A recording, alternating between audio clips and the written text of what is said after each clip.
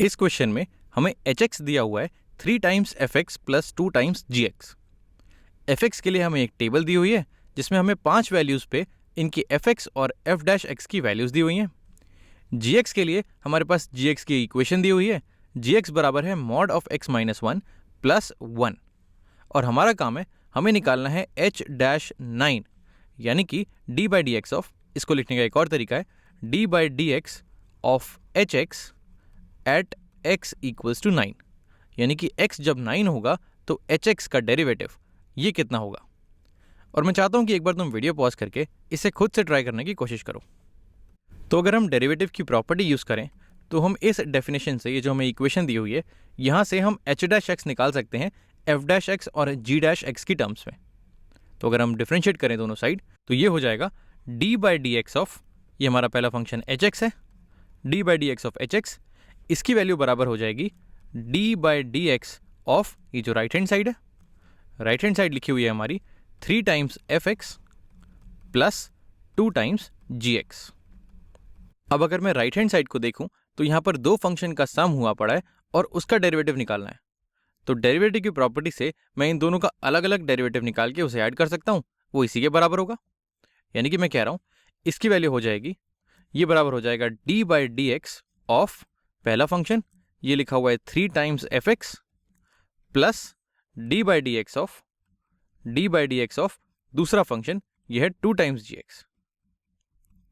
अब अगर मैं डेरिवेटिव की प्रॉपर्टी एक बार दोबारा लगाऊं तो मैं देख सकता हूं यहाँ पर एफ एक्स के बगल में एक कांस्टेंट है और जी एक्स के बगल में भी कांस्टेंट है। ये कांस्टेंट्स डेरिवेटिव के बाहर आ जाएंगे। जब भी कोई कांस्टेंट किसी फंक्शन से मल्टीप्लाई होता है और हमें उसका डेरिवेटिव निकालना होता है तो एक कांस्टेंट यहाँ से बाहर आ जाता है। ये हो जाएगा, अगर मैं इसको और ध्यान से देखूं तो ये हो जाएगा 3 times derivative of F x D by D X of F x, मैं सेम कलर से लिखता हूं, और ये ऐड हो जाएगा प्लस यहाँ का कांस्टेंट है 2, तो ये हो जाएगा 2 times D by D X of G X. तो ये जी एक्स के डेरिवेटिव के बराबर हो जाएगा। अब अगर हम देखें तो यहाँ लिखा हुआ है D by D X of H X, जिसकी वैल्यू हो जाएगी एच डैश एक्स के, ये है D by D X of F X और D by D X of G X, इनकी वैल्यूज हो जाएंगी एफ डैश एक्स और जी डैश एक्स के। यानी कि हमारे पास आ गया कि D by D X of H X यानी कि एच डैश एक्स, इसकी वैल्यू बराबर हो जाएगी 3 times F dash X plus 2 times G dash X के। अब अगर हमें देखना है एच डैश ऑफ 9, तो हम x की जगह 9 डाल देंगे, तो ये हो जाएगा एच डैश ऑफ 9, इसकी वैल्यू बराबर हो जाएगी 3 times F dash of 9 plus 2 times G dash of 9 के। यानी कि अब मैं f और g की बात कर सकता हूं और देख सकता हूं 9 पे इनका डेरिवेटिव कितना आ रहा होगा।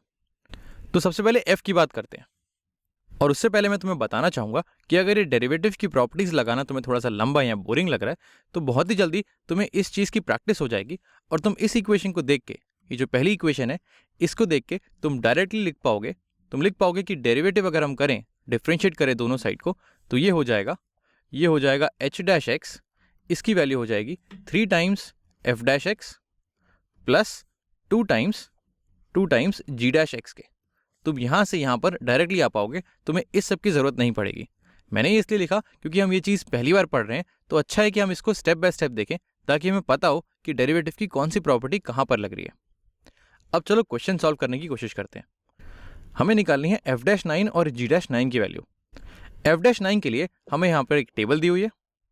अगर हम देखें तो यहाँ पर एफ डैश 9 यानी कि x की वैल्यू 9 पे मुझे देखना है, तो 9 पे एफ एक्स की वैल्यू नहीं, एफ डैश एक्स की वैल्यू दी हुई है 3। यानी कि यहाँ से मुझे पता लग गया कि एफ डैश 9 जो है इसकी वैल्यू है 3। तो एक काम तो हो गया, एफ डैश 9 की तो वैल्यू आ गई। अब चलो जी डैश 9 की वैल्यू निकालते हैं, देखते हैं जी डैश 9 कितना होगा। उसके लिए मुझे जी एक्स की इक्वेशन दी हुई है, ये है mod of x minus 1 plus 1। अब इससे मैं दो काम कर सकता हूँ, या तो मैं इसका ग्राफ बना के देख लूँ कि इसकी स्लोप कितनी आ रही है 9 पे, या फिर मैं इसकी इक्वेशन थोड़े ढंग से लिखूँ और फिर उसे डिफ्रेंशिएट करने की कोशिश करूँ। चलो दोनों ही चीज़ों से देखते हैं कि जी डैश एक्स कितना आ रहा है। अगर मैं थोड़ी सी जगह बनाऊँ जी डैश एक्स के लिए, हमें दिया हुआ है जी एक्स की वैल्यू ये है mod of x minus one plus one. अब क्योंकि mod of x minus one लिखा हुआ है यहाँ पर, तो मैं बोल सकता हूँ कि जी एक्स मेरा पीस वाइज डिफाइंड फंक्शन है, यानी कि एक्स की अलग अलग वैल्यूज़ के लिए जी एक्स की अलग अलग डेफिनेशन आ सकती है। तो अगर मैं इसको डिफाइन करना चाहूँ तो मैं देखूंगा कि mod of x minus one अपनी डेफिनेशन कहाँ बदल रहा है। ये चीज़ इसकी मिनिमम वैल्यू होती है एक्स इक्वल्स टू वन पे, क्योंकि वन पे इसके अंदर वाली चीज़ जीरो हो जाएगी। तो वन के राइट हैंड साइड यानी कि वन से बड़ी वैल्यू के लिए ये mod of x minus one मुझे पॉजिटिव वैल्यू देगा, और वन के लेफ्ट हैंड साइड यानी कि वन से छोटी वैल्यूज़ पे ये मेरा एक्स माइनस वन नेगेटिव हो जाएगा। तो मॉड को एक्स माइनस वन का नेगेटिव आउटपुट करना पड़ेगा, यानी कि मैं लिख सकता हूँ मेरा जो जी एक्स है ये बराबर हो जाएगा, ये हो जाएगा x minus one plus one. X minus one मेरा एज इट इज़ बाहर आ जाएगा। ये तब होगा जब मेरा एक्स वन या वन से बड़ा होगा, लेकिन जब मेरा एक्स वन से छोटा होगा तो ये अंदर वाली चीज़ मुझे नेगेटिव करके बाहर देगा। तो ये हो जाएगा minus of x minus one plus one. अब इसको अगर हम सिंप्लीफाई करें तो ये लिखा हुआ है, जी एक्स की वैल्यू लिखी हुई है, यहाँ मैं लिखता हूँ X greater than equal to one और यहाँ पर एक्स लेस देन वन। ये लिखा हुआ है x minus one plus one, यहाँ पर माइनस वन और वन कट जाएगा, ये बचेगा सिर्फ एक्स।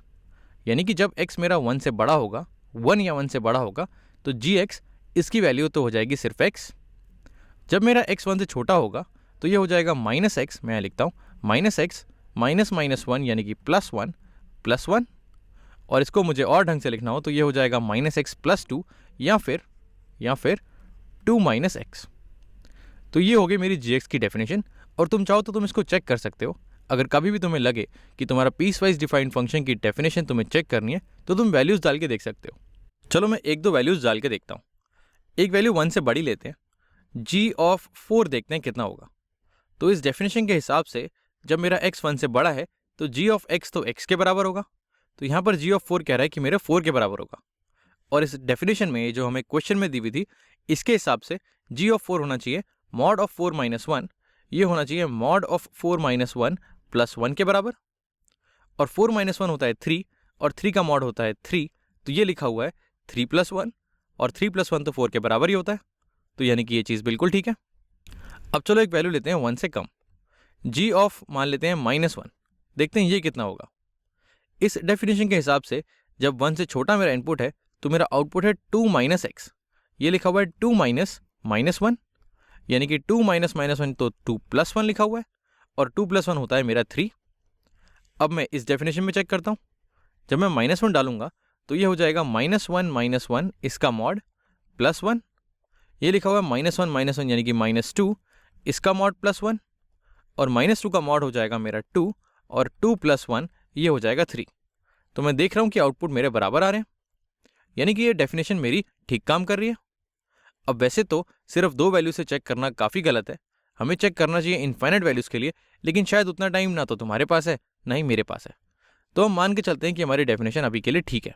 मैं ये चीज़ यहाँ से साफ़ करता हूँ, ये मैंने यहाँ से हटाया, ये यहाँ से भी हटाया। अब जब हमारे पास इसकी इक्वेशन आ चुकी है तो हम देख सकते हैं जब x मेरा वन से बड़ा होगा तो इसकी वैल्यू सिर्फ x के बराबर है। यानी कि अगर मुझे 9 पे देखना है, अगर मैं लिखूं एट 9, तो g ऑफ x की वैल्यू x के बराबर है। मैं बोल सकता हूं कि gx हो जाएगा मेरा x के बराबर, और इसको अगर मैं डिफ्रेंशिएट करूं d by D X of gx निकालूं तो ये हो जाएगा d by D X of x, और d by D X of x तो 1 के बराबर होता है। यानी कि मैं बोल सकता हूं कि मेरा g-9, यहाँ से मुझे समझ में आता है, मैं लिखता हूँ जो मेरा g-9 है ये होगा 1 के बराबर। अब ये g मेरा 9 जैसा दिख रहा है, मैं इसको ऐसे कर देता हूँ, ये होगा 1 के बराबर। और हम चाहें तो हम इसके ग्राफ से भी देख सकते थे। अगर मैं इसका ग्राफ बनाना चाहूँ, मान लेते हैं ये मेरा x एक्सिस है, ये मेरा y एक्सिस है।